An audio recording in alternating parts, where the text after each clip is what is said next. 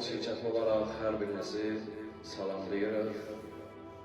Başda şirkətimizin rəhbəri və bütün nümayəndələri və xanım xidmətçiləri və hal-hazırda Kərbəla ziyarətinin qrup rəhbəri olan, illərdir Əhl-i-Beyt yolunda xidmət göstərən bizim Hacı Rasim qardaşımız.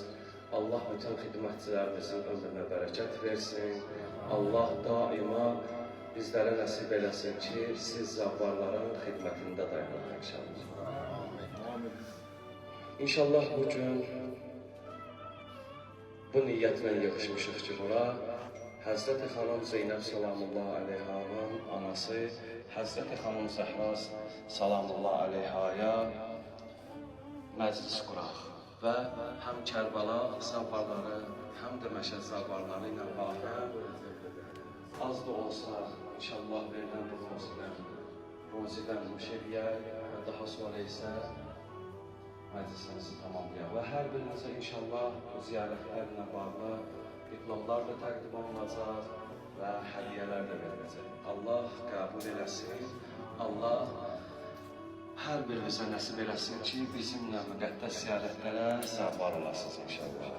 Allah ziyarətlərimizi âli dərəcədə qəbul eləsin. Əhl-i Beytin qapısındasınız, imamətin qapısındasınız. Allahın La ilahə illallah qalasının qapısındasınız. Allah Teala ziyarətlərimizi İmam Zaman ağanın dəftərinə yazsın inşallah. Allah bu ziyarətləri bizim üçün axırıncı yox, axırıncı qərar versin. Halal edərsin. Çox ömrümə çox az qalır. Dedim, niyə belə deyirsən? Yatdım yuxudan, atam Peyğəmbəri gördüm. Atam Peyğəmbər mənə dedi ki, qızım Zəhrim, narahat olma.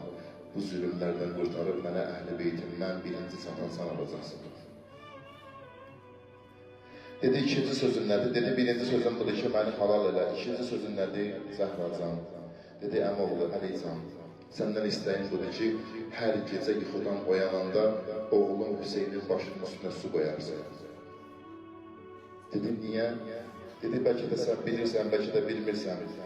Oğlum Hüseyin hər gecə yuxudan oyanır, deyir, anacan mənə su verir. Mən heç bir gecə onu susuz qoymamışam. Çünki oğlumuz Hüseyini Kərbəlada susuz şəhid eləyərlər.